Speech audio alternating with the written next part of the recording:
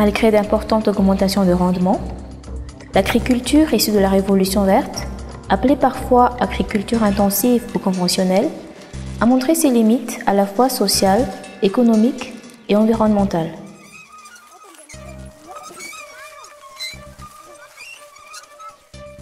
L'intensification par des apports d'engrais et de pesticides, par de fréquents travaux du sol ou une irrigation mal maîtrisée, conduit à l'épuisement des ressources naturelles comme l'eau, les sols et la biodiversité.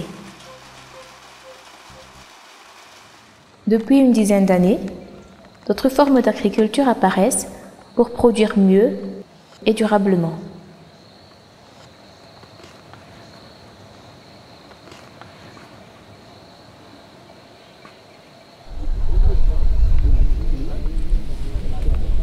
Ces nouveaux modèles d'agriculture, défendus par de plus en plus de scientifiques et de politiques, sont regroupés sous le terme d'agroécologie.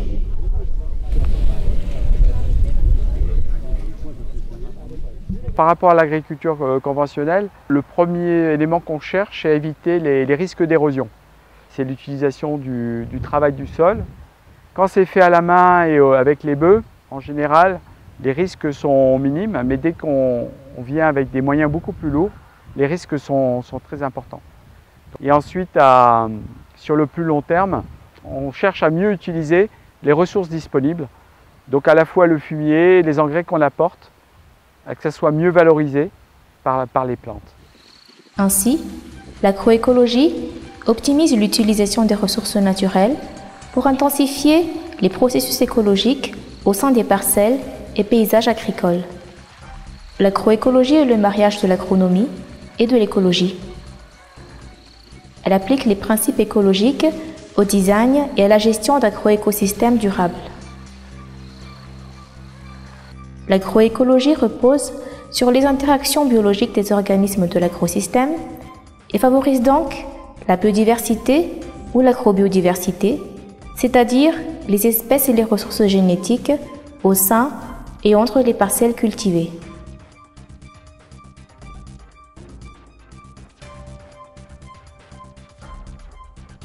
Ce modèle d'agriculture défend donc une production agricole diversifiée. Une production agricole diversifiée qui participe, comme on l'a dit, à la productivité, mais aussi à la diversification des revenus agricoles pour les agriculteurs, à la sécurité alimentaire et à sa résilience face aux changements globaux.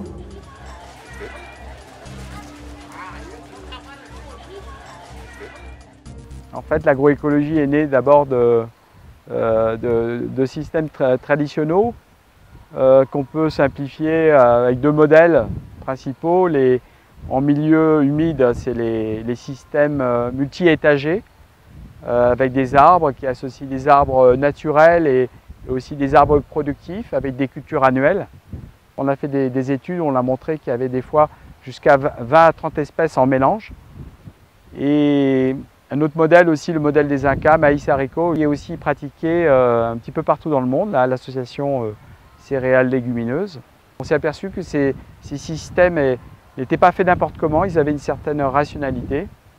Et enfin, on s'inspire de ça pour proposer donc d'autres modèles de production actuels qu'on appelle agroécologie. Les légumineuses sont très importantes. Les légumineuses améliorent les systèmes de culture, soit par rotation culturelle, soit par association culturelle. Et les légumineuses apportent non seulement l'azote au sol, et les précédents culturels de légumineuses améliorent le rendement du riz. Et dans ces légumineuses, on peut citer par exemple le soja, qui est un bon précédent culturel du riz. Il y a aussi le haricot, il y a les niébés, il y a différentes sortes de légumineuses, même l'arachide, qui sont inclus dans ces systèmes de culture. Limiter l'usage d'engrais et maintenir la production agricole demande une gestion attentive des matières organiques des sols.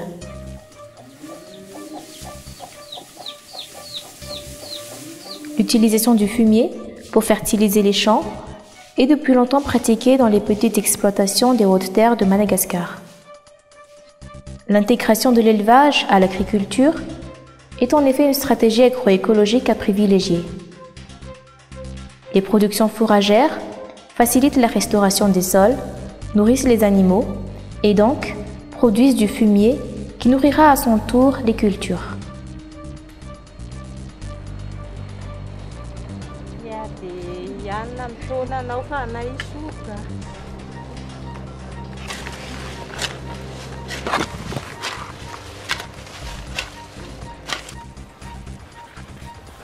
Augmenter la biodiversité dans l'exploitation, réduire les fertilisations chimiques et accroître la fertilisation organique permet aussi de lutter contre les bioagresseurs. Donc, je suis épidémiologiste, je travaille sur la périculariose, qui est une maladie fongique du riz pluvial, du riz en général, mais du riz pluvial en particulier. La nutrition de la plante joue sur sa résistance. Si elle est très fertilisée, mais qu'elle n'a pas beaucoup d'autres éléments minéraux que de l'azote, par exemple, elle a une croissance déséquilibrée et sa résistance elle est assez faible.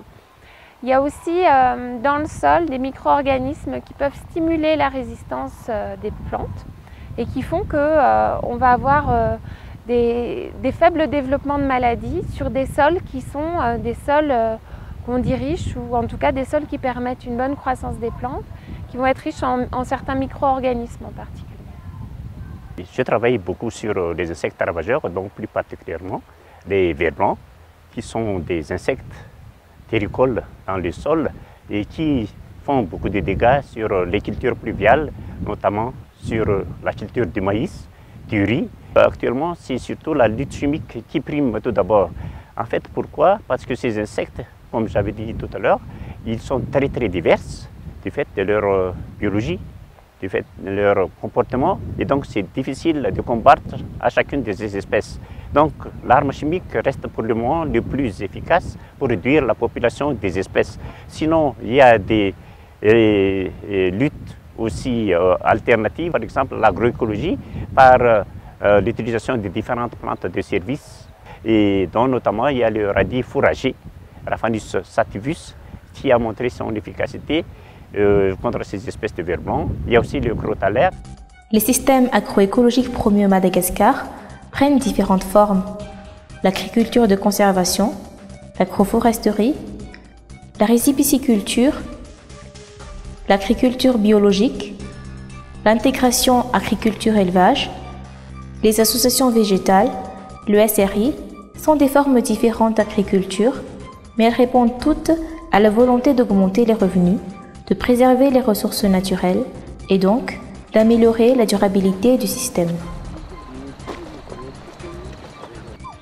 Les espoirs suscités par l'agroécologie sont testés à Madagascar et ailleurs. Agriculteurs et chercheurs collaborent pour comprendre les contraintes à l'adoption des pratiques agroécologiques afin de proposer des solutions. Le sol occupe une place prépondérante en agroécologie. Accroître sa connaissance permettra d'augmenter son efficience dans les agrosystèmes, de mieux recycler les nutriments, de conserver et utiliser l'eau efficacement, d'augmenter la biodiversité fonctionnelle.